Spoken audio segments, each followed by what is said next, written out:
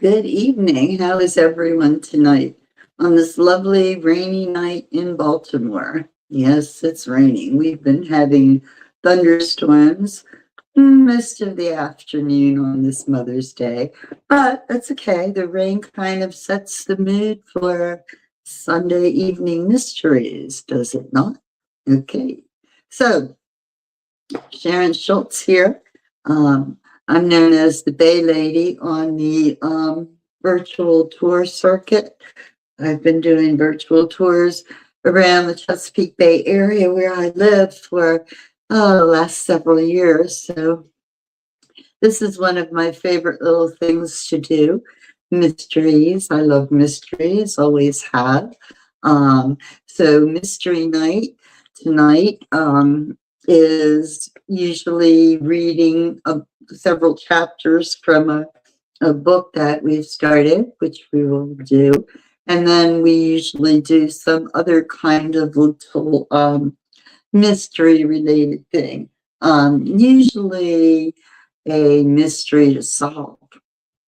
Tonight, though, we're going to do something a little bit different, and we're going to test our sleuthing skills. Okay, I'll explain shortly. But anyway, back to my introduction here. Again, my name's Sharon Schultz, and I do all kinds of tours and go all kinds of places. And so if you want to, learn more, if you want to keep up with my tours, find out when they are, you want to then follow me on my Facebook page, The Bay Lady, and also subscribe to my YouTube channel, Sharon Schultz, The Bay Lady. And then you can check off whether you want to be notified when I schedule tours. Also on that platform, hello.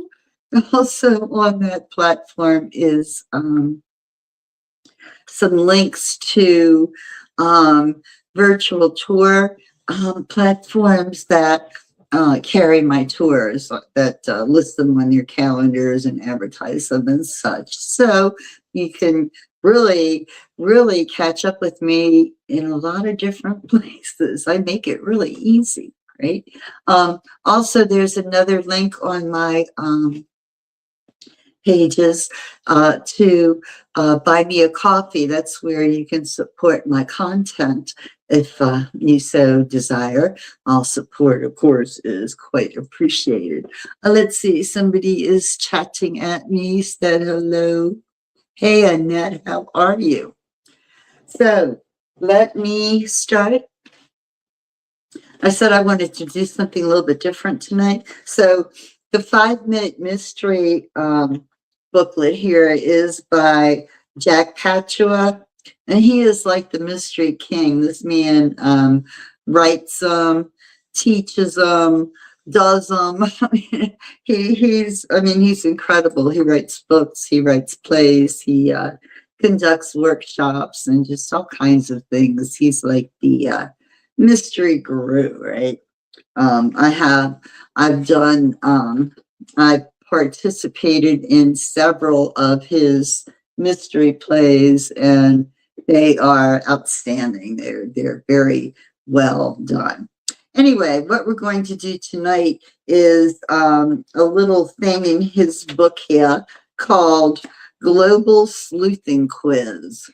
Okay, this is a global sleuthing quiz. So get out your paper and pens and or whatever you're writing on your notebook, laptop, phone, whatever works for you. Okay, I'll explain. It says a good sleuth has connections around the world. Check how much you know about the entire globe by answering the following questions. Okay, are you up for this? Let's go. All right, first question.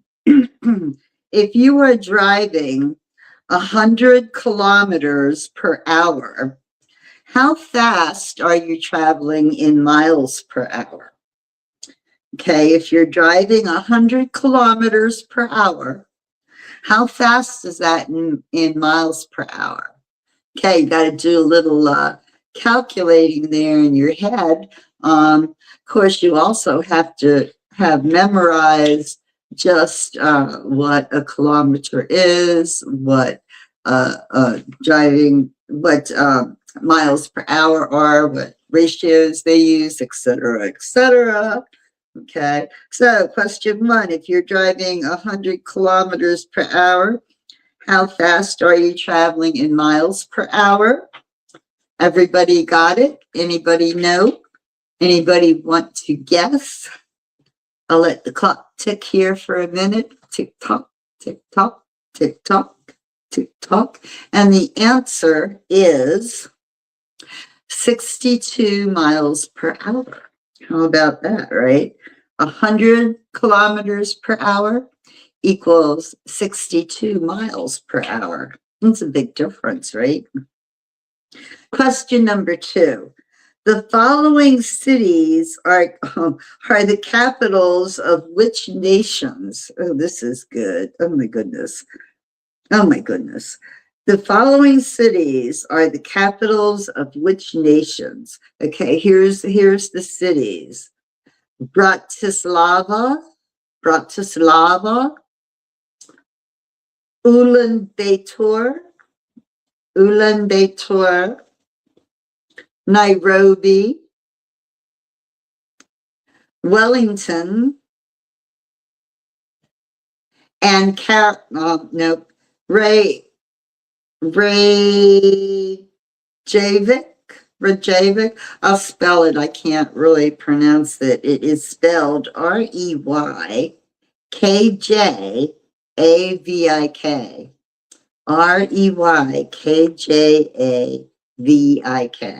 And then the last one is Ankara. So we have Bratislava, Ulaanbaatar, Nairobi, Wellington, Reykjavik, I'm guessing, and Ankara. Okay. Hope you wrote those down. Okay, so the answers. Are we ready? Bratislava is in Slovakia. Ulaanbaatar is in Mongolia. Nairobi is in Kenya. Wellington is in New Zealand. And Reykjavik is Iceland, and Ankara is Turkey. So that's very interesting. I had heard of maybe half of those cities, right? Okay, question 3. This might be easier. What are the monetary units of these nations? The United Kingdom, Germany, Japan, South Africa, and China. Okay, the monetary units. The UK, Germany, Japan, South Africa, and China. Okay, I'm gonna throw some answers out here. The UK is pounds, right? Pounds sterling. Germany is the mark, right? Or is that Denmark? I'm going to say the mark. Japan is yen. No. Is Japan yen? Then what is China? Oh my goodness. I'm not so good at this. South Africa. I don't know. I guess my sleuthing skills might need a little polishing here. Okay. So the UK, Germany, Japan, South Africa, and China. What are the monetary units in those countries? The UK, the pound. I knew that. Oh man, Germany is euro. I forgot about the euros. Germany's euro. Japan is yen. South Africa is the Rand, R-A-N-D, and China is Yuan, Y-U-A-N, Y-U-A-N. Well, that was interesting. Question number 4. When it's noon in Chicago, what time is it in these cities? Rome, Moscow, Bombay, and Tokyo. Okay, when it's noon in Chicago, what time is it in Rome, Moscow, Bombay, and Tokyo? That's a tough one. You have to know your international times. I don't know mine. In Chicago, let's see, that's in a different time zone from where I am. And I think, let's see, I think it's earlier in Chicago than it is here, I think. And I have no idea what time it is in Rome, Moscow, Bombay, or Tokyo. From here in Baltimore, I could tell you, right? I know it's 5 hours to 5 hours time difference to Ireland and the UK, and 6 hours to Spain, and I don't know who else. Anyway, okay, so here we go. The answers to the time zone question when it's noon in Chicago. It is 7 p.m. in Rome, 10 p.m. in Moscow, 11:30 p.m. in Bombay. That's weird, right? Half hour. And 3 a.m. in Tokyo. So 12 noon Chicago, 7 p.m. Rome, 10 p.m. Moscow, 11:30 Bombay, and 3 a.m. Tokyo. Question 5. There's only 10 questions, by the way. Question 5. What colors are the flags of the following nations? The Czech Republic, Russia, France, the UK, the Netherlands. What are the colors of the flags of these countries? The Czech Republic, Russia, France, UK, and the Netherlands. Colors are the flags. Does anyone know what color the flags are? Let's see. All right, so they are all the same color. All of the flags mentioned are all the same colors. Does anybody know what they are? The same colors as the American flag. We can throw that in there as well. They're all red, white, and blue. Red, white, and blue. All righty, question 6. If a package weighs 100 pounds, what does it weigh in kilograms? If a package weighs 100 pounds, what is the weight of the package in kilograms? Ready? 45.5 kilograms. So 100 pounds equals 45.5 kilograms. That's stuff you almost have to memorize. Same with this next question, number 7. When it's 80 degrees Fahrenheit, what is the temperature on the Celsius scale? 80 degrees Fahrenheit, what is the temperature Celsius? So when it's 80 degrees Fahrenheit, it's 27 degrees Celsius. 80 degrees Fahrenheit is 27 degrees Celsius. Number 8, what are the approximate populations of these nations? What are the approximate populations of these nations? England, Germany, Canada, Japan, China, Singapore. England, Germany, Canada, Japan, China, and Singapore. I'll give you a minute for that one. Probably should give you about 3 hours and we probably still wouldn't get it right. The populations of those countries. I haven't a clue. The only population that I could tell you about is the population where I live, population in Baltimore City, 690,000 people. 690,000 is the population in Baltimore City. Now, how that compares to the countries of England, Germany, Canada, Japan, China, and Singapore, no idea, no clue.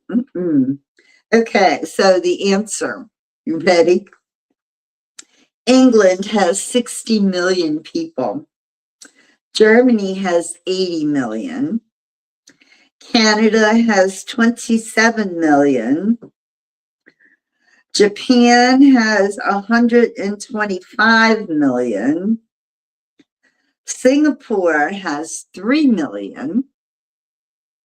And China has 1.2 billion people in their country. 1.2 billion. Well, they certainly won hands down. Followed by Japan. Japan's a small island. I mean, it's an island. 125 million people live on that baby. Yeah, it's pretty populated, right? Okay, next question. Number 9, where will you find the tallest building in the world? I know. Where would you find the tallest building in the world? Happy Mother's Day, everyone. Oops, where'd it go? There it is. The tallest building in the world. How about, anybody know? How about Dubai?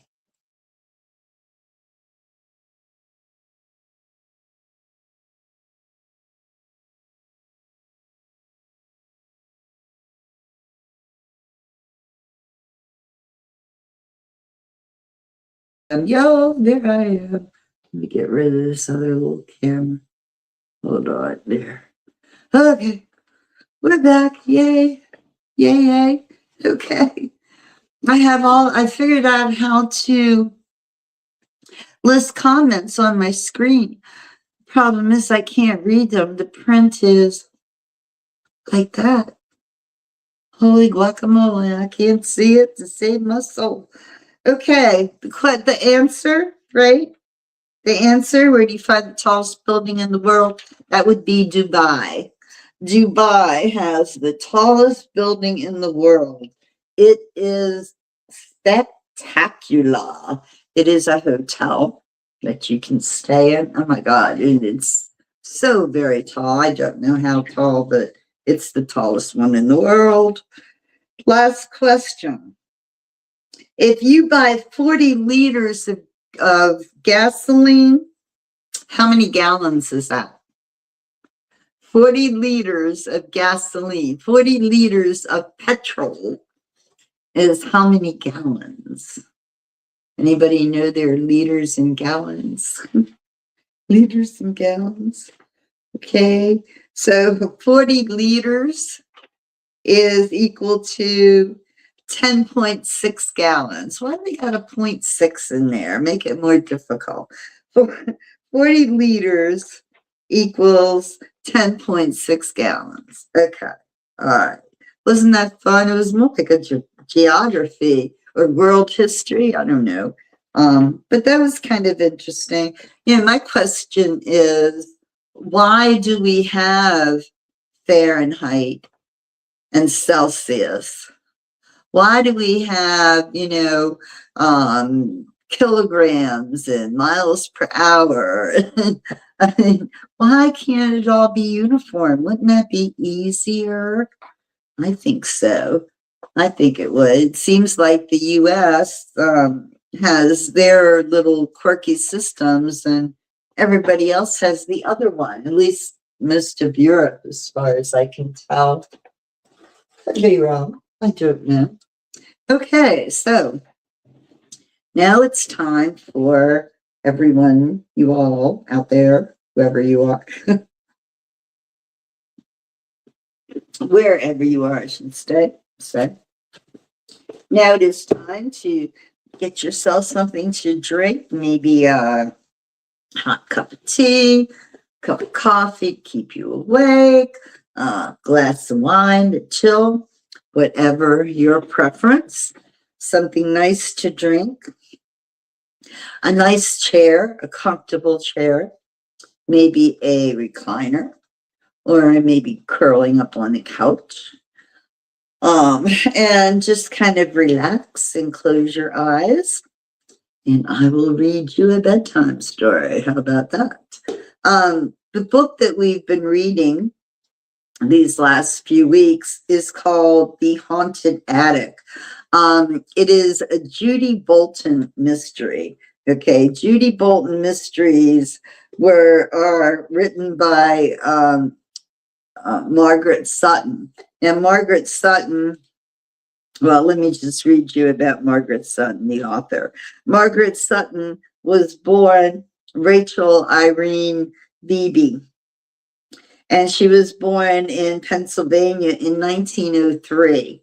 She was a spirited nonconformist for her time. She dropped out of high school, but in 1920, graduated from the Rochester Business Institute and embarked on a business career until she married William H. Sutton in 1924. Margaret was a pen name given to her by her publisher. Margaret Sutton wove many real events and places into the Judy Bolton series. Now, Judy Bolton was written over the Judy Bolton series was written over a period of like 35 years, right? From 1932 to 67. So the stories feature this wonder girl, this young lady, Judy Bolton, who has a passion for solving mysteries, okay? And Judy has her friends about her that assist her in all of these things. One of the things about these particular books is, unlike some of the other series, these characters age with time. They actually grow up and change. And also the author winds in like real events into her fictional stories. And by doing that, she also touches on like the social climate and culture of the time. For instance, some of the there's a few parts in this book where had it been written in times now, it might have been a tad offensive, culturally speaking.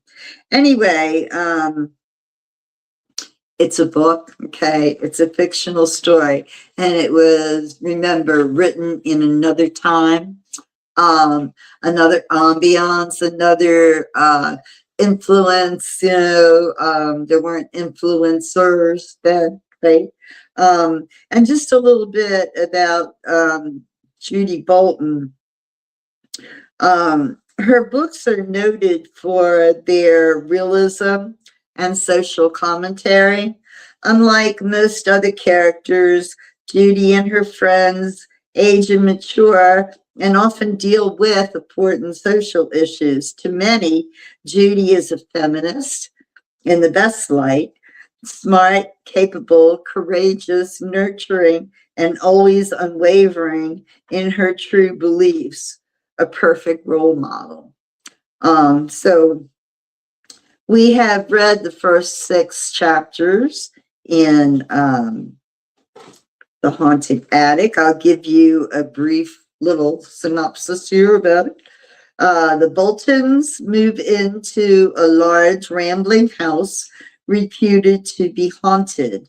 Even the brave Judy is thoroughly frightened at the strange scrapings and tappings and the eerie crying goes. So Judy, her brother, and her parents have moved into this house.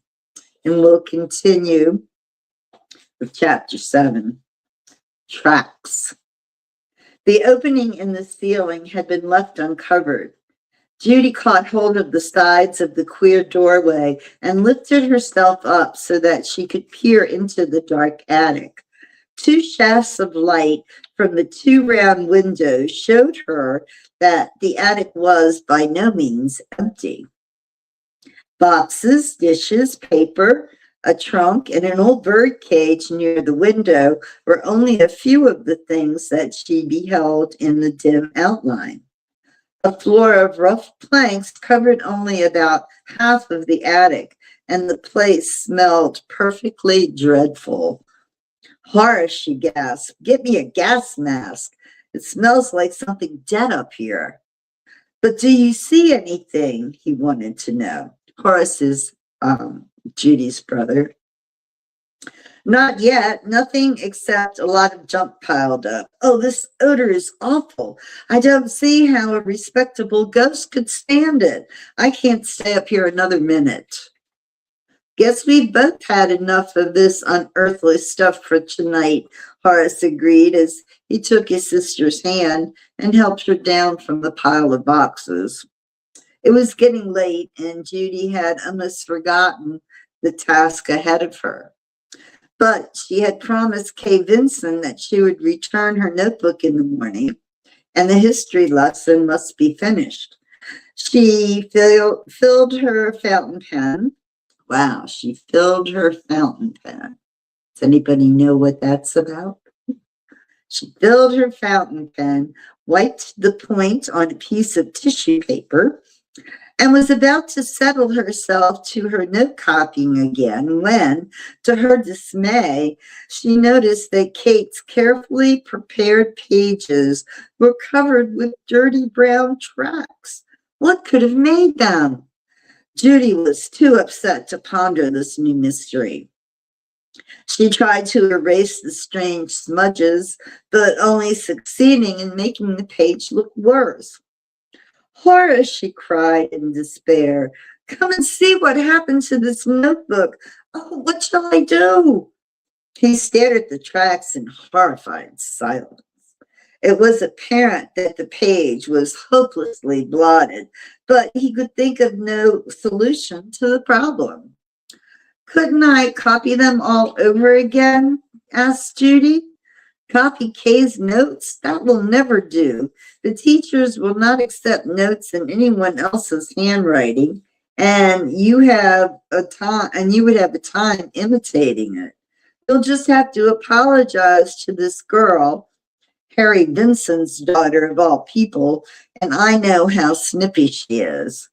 Judy knew too, and that night she lay awake dreading it. The house was so quiet that she could hear a horse breathing in the next room. She could hear something else too, a faint rapping which grew increasingly louder as the night wore on. 1, 2, 3, 1, 2, 1, 2, 3, 1, 2, as rhythmic as the ticking of a clock. Judy lay there in the dark, listening, fearing the ghostly rappings less than she did the approval of Kay Vincent, a girl she hardly knew. Finally, long after midnight, she dropped off to sleep, the 1, 2, 3 still pounding in her brain. Later, how much later, Judy did not know, but she awoke suddenly and sat up in bed all a tremble. A series of thumps, scrapes, and scratching sounds were issuing from the ceiling. What was worse, the door to the attic was slightly ajar, and she was sure she and Horace had closed it and fitted it securely into the opening. Something strong enough to move the door must be up there in the attic. Judy seized her flashlight and moved the bed over to where she could climb on the headrail and see. The noise increased suddenly, but by the time Judy had climbed up and was able to look into the attic, everything was quiet. The circle of light revealed nothing except the trunk, papers, and boxes that she had seen before. She played the flashlight in every corner and then, repulsed by the terrible odor, climbed down with a disappointed sigh. Whatever was up there seemed to be capable of disappearing, and, Judy reasoned, there must be a closet or something for the creature to hide in. She would climb up with Horace some other time when there was plenty of opportunity to make a thorough search. The whole thing had unnerved her more than she realized. In almost no time, it was morning. Judy remembered the unpleasant duty ahead of her. She must apologize to Kate Vincent for soiling her notebook. How, Judy wondered, could she possibly explain those dirty tracks? Kay wouldn't believe her if she told the truth. Perhaps Lois could suggest a way out.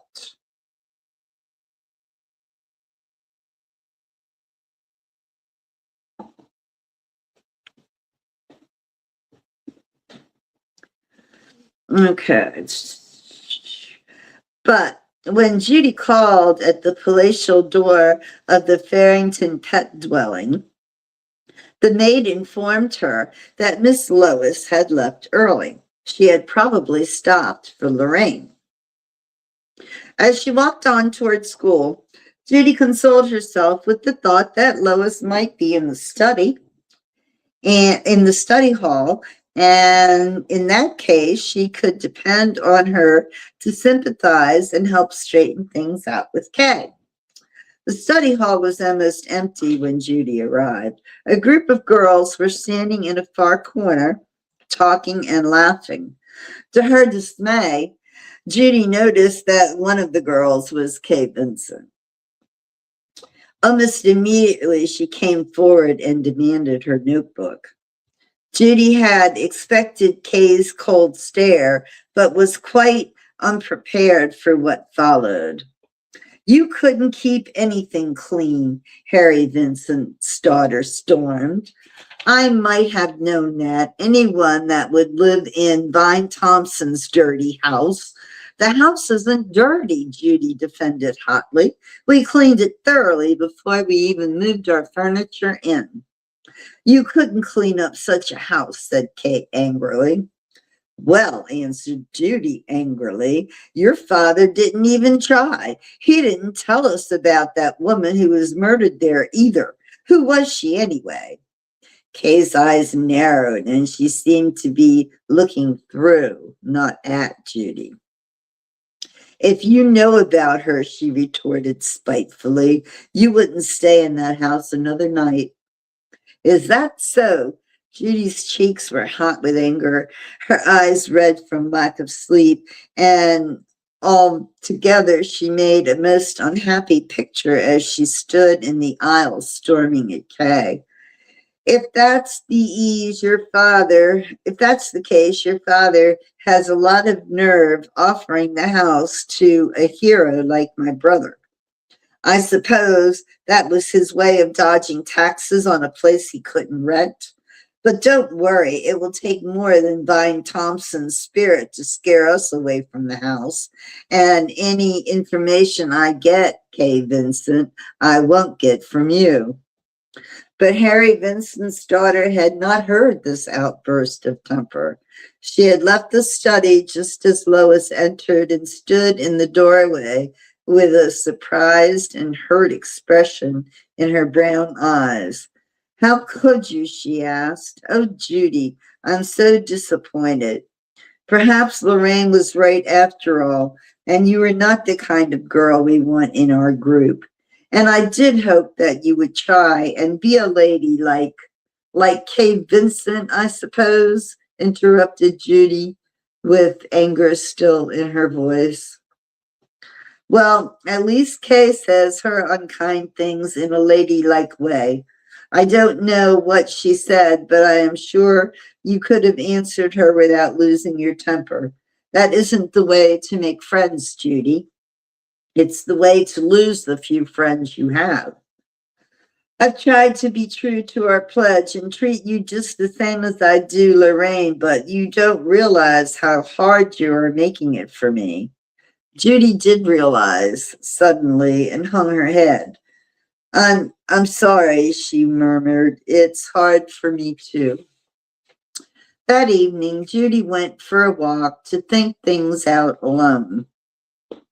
This time, instead of walking down Grove Street towards Lois's home, she walked up towards the factory section. The shabby little houses on the hillside looked more cheerful after dark. The shades in Irene's house were pulled to the top, and through the lighted window, Judy could see her sitting at her piano.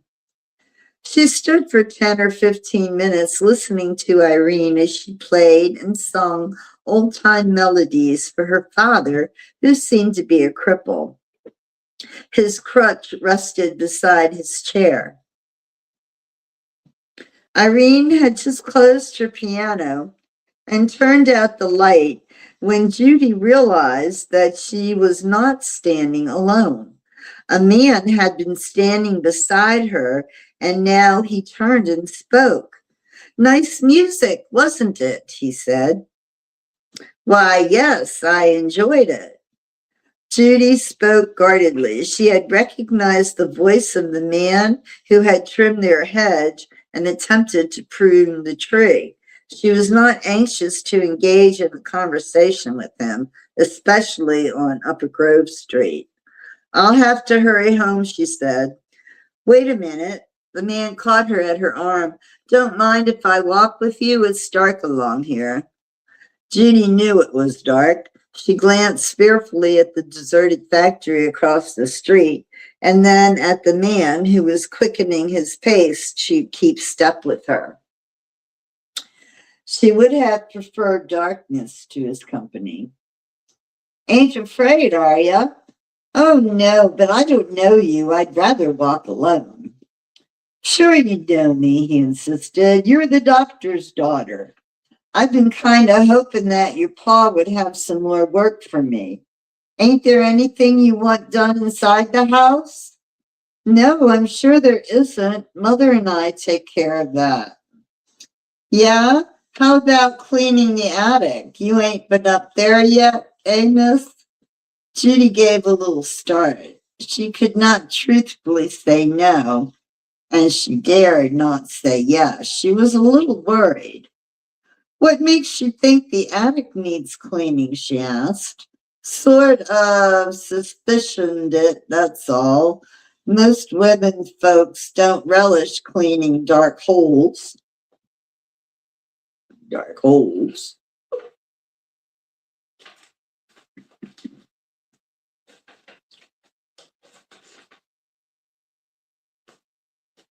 Especially when they're haunted. "We'll send for you if you're wanted." Judy managed to break away from the man and ran up the steps and into the house. Horace met her at the door, and she could see that he was worried.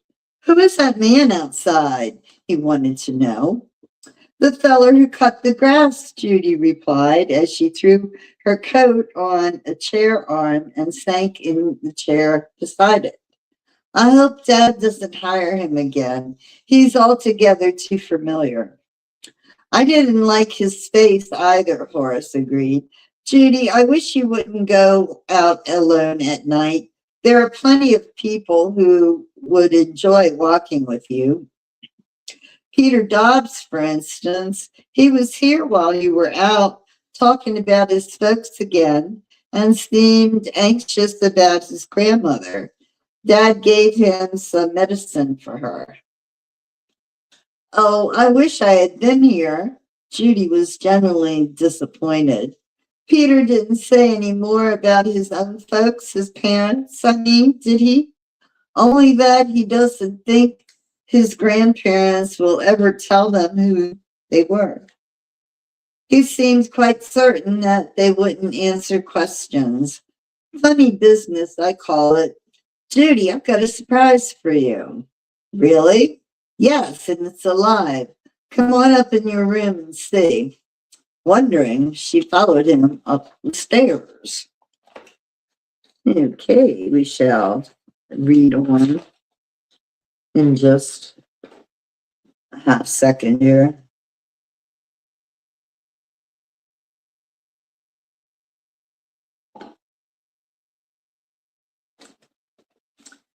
Chapter 8, Horace's Black Notebook.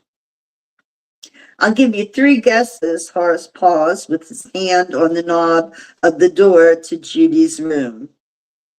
I think it's a watchdog. We really need one, don't we? No, something smaller than that. I know, a globe of goldfish. I've always wanted some to keep on my windowsill. Wrong again, Horace cried as he swung open the door. You see, it doesn't go at all well with goldfish. Horace, not another cat. Judy was regarding the scrawny white creature curled up on Blackberry's cushion with disapproval. He needs a bath, she said at length, and he looks as if he hasn't eaten a decent meal in weeks. Where did you get him? Found him, Horace replied shortly. I thought so. He looks like a stray. Blackberry wouldn't stand for such a dirty intruder lying on his cushion. Look, he soiled it already. So he has. Both of them could see that the cushion was not the same dainty lavender it had been before. Where the white cat had curled its lean body, it changed to a drab gray. Blackberry himself had padded up the stairs and stood in the doorway, arching his back and eyeing the white intruder with the injured dignity of a king forced to abdicate his throne. Judy lifted the white cat gingerly and carried him downstairs where, in spite of his yowling protest, he was thrown into a tub of soapy water. If we must keep 2 cats, she declared, both of them are going to be clean. Judy was dousing the kitten with a sponge, and as she talked, and wet and shivering, he looked more starved than ever. Afterwards, she dried him with a Turkish towel and gave him a saucer of warm milk. Then, much to his humiliation, Blackberry was put outside and his cushion given over to the half-grown white cat. I'll get a new cushion for Blackberry, Judy announced. And really, Horace, if you don't mind, I think this white skeleton ought to sleep in the hall. He doesn't fit in with the color scheme in my room. What would you want, a purple cat? It suits me, though. In fact, Horace continued with an amused smile, since you don't appreciate my gift, I think I'll keep the white cat myself. I've even thought of a good name for him, the Ghost. How do you like it? It suits him, Judy agreed. I never in all my life saw such a scrawny creature. Horace had found a place in a corner of his own room for the soiled lavender cushion and was stroking the cat, who answered with a loud crackling purr.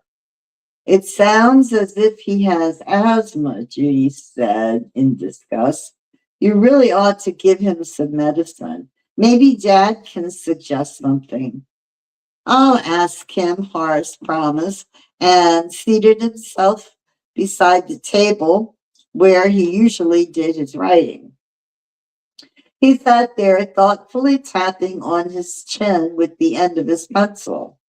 That and the sound of the kitten's harsh purring grated on Judy's nerves. You're certainly a help, she remarked with a shrug. You were going to investigate all the noises we heard, and here you are only making them worse. You wanted to live in a haunted house, he charged, looking up with a provoking smile. Remember, sis, it's all your idea, and a ghost and a black cat add something to the spookiness of the place. Why, I saw one of those old women from the row run half a block to keep Blackberry from crossing her path. Horace was still chuckling over this when Judy left the room and settled herself at her own desk to finish her homework. 1, 2, 3, 1, 2, 1, 2, 3, 1, 2, sounded the ghostly rappings on the wall. Judy found herself making one blunder after the other as she pursued her lessons. She almost wished she had been sensible and chosen the quiet room across the hall. Finally, she closed her books in desperation, thrust them under her arm, and marched into Horace's room. You'll have to let me study in here with you, she announced. I can't stand that room of mine another minute. Do you mind putting that cat out as we have half an hour's peace? Not at all. He lifted the scrawny creature, cushion and all, and removed it to the farthest end of the hall. When he returned, he stood in the doorway regarding his sister with a perplexed frown. This irritable person did not seem like the same girl who had been so thrilled with the idea of living in a haunted house that she had chosen the most perilous room on purpose. What's the matter? He asked. Did you hear something? Please, Horace, she begged. Leave me alone until I'm finished with these equations, and then if you insist, we will get busy on the mysteries. I am busy on them. He exhibited a small black notebook. What do you suppose is in here? I haven't the remotest idea. What? Ghost stories, he replied with a grin. He then pocketed the notebook and would talk no more of it.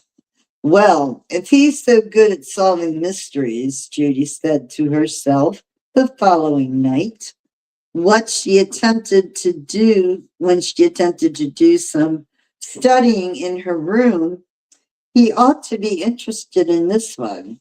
Horace, she called, come here and listen to this. He bounded up the stairs and paused in the doorway, his head cocked to one side and a comical expression on his face. 1, 2, 3, 1, 2, 1, 2, 3, 1, 2, sounded the weird rappings. This time, to Judy's amazement, her brother did not seem at all frightened, but took out his black notebook and jotted down something, then tucked it away in his pocket again and told his sister that the mystery would soon be solved. Detective Bolton is now on the job for fair, he said with a flourish of his pencil, and a master of mysteries is he. Judy did not return to her studying directly, but went over to the secret drawer in her dresser where she kept her clues. Perhaps they aren't as interesting as his, she said to herself, but we shall see who is a master of mysteries. However, a whole weekend passed without any investigating or further exploring of the attic. Instead, Horace and Judy called on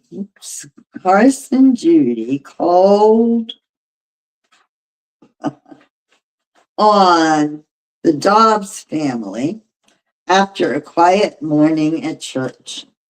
They sat in the parlor of the neat little apartment and took the place of the big white house where they used to live in Rollsville. The apartment was furnished less expensively, but in good taste. The nice old couple were glad to see their hero and his sister, and Mrs. Dobbs's blackberry tarts were a special treat. They reminded Judy of the blackberry jam that the kind old lady had once purchased from her. That jam, like all the rest of their belongings, had been washed away in the Roseville flood. All the time Judy sat visiting, she kept wanting to ask about Peter's mother. The boy himself was not there, and it seemed to be a splendid opportunity to find out things. Peter says he looks like you, Mrs. Dobbs, she began, but I don't think he looks very much like either you or his grandfather. Indeed, the old lady smiled. He's a fine-looking boy at any rate, so we're not worried where he gets his good looks from. Perhaps from his own father or mother, suggested Judy timidly. Mr. Dobbs jumped to his feet. The boy looks like his grandmother, he cried, and to make the statement more impressive, he punctuated it with a hard thump on the table.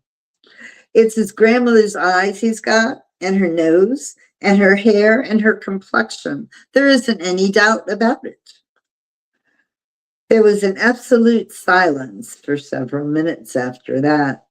Then Mr. Dobbs asked more civilly, well, how's high school, Judy? I reckon you're at the head of the class again. Not now, she explained, but I'm catching up. Languages aren't so easy, but I love English composition and math. I'm taking 6 subjects. That's all we're allowed to take. And if you were allowed to take 10, by God, you'd be taking 10, chuckled Mr. Dobbs. From that time on, they talked of everything except Peter. The boy came in just when they were preparing to leave and offered to walk home with them. Did you ask any questions about my parents? He wanted to know as soon as the 3 young people were alone. Tried to, answered Horace. At least Judy did, but it didn't work out. Didn't suppose it would, he replied shortly, but it did no harm to try. Your grandfather nearly took my hat off, said Judy, but of course there was no harm in that. I'm not used to being handled like a china doll. Peter chuckled. A girl that lives in that haunted house ought to be able to stand rough treatment. By the way, did you find out anything about the ghost we saw in the window? Judy started to tell him that they hadn't found out a single thing, but before she could open her mouth to speak, Horace answered gravely.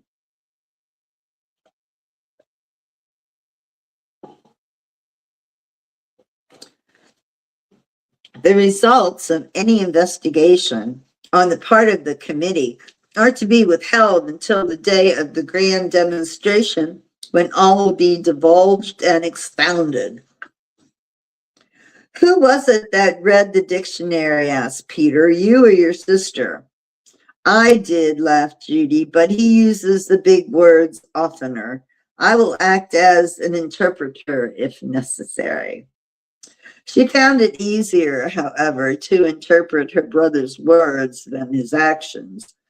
Late that next night, he took his little black notebook and with a pencil over his ear, proceeded to climb the hollow tree in front of the house. Judy watched him as he tapped on the tree with the pencil, broke off twigs here and there, and did a few other curious things. The committee must not be disturbed, he replied, when she endeavored to find out what it was all about. After she was in bed, Judy listened but heard no more rappings. Instead, she heard a scraping sound like something being dragged across a bare floor. The rappings had not disturbed her except when she was very tired, but this scraping, it made her shudder. Horace, she called, I don't think the committee has improved matters much. I never Can't sleep with someone dragging dead bodies across the floor. Horrors, he exclaimed. Now what have I done? With his black book in one hand and a rope in the other, he dashed out of his room and again ascended the tree. And that, my friends, is where we will leave this wonderful haunted attic story by Margaret Sutton. So I hope you enjoyed this past hour, mystery hour. Hope you learned something. Hope you relaxed. Hope you had some fun. And I guess that's all I can hope for at the moment. So I will see you Tuesday, Titanic Terror Night. More mystery, right? Okay, so Tuesday. Don't forget, subscribe to my YouTube channel, Sharon Schultz, the Bay Lady. Don't forget to also follow me on Facebook. And when we come back next week, we will read more of our story, The Haunted Attic, and we'll play or solve another little mystery, one of the little minute mysteries that we have. So until then, don't forget, buy me a coffee. I do love coffee, really. All right, take care. Thanks. Bye.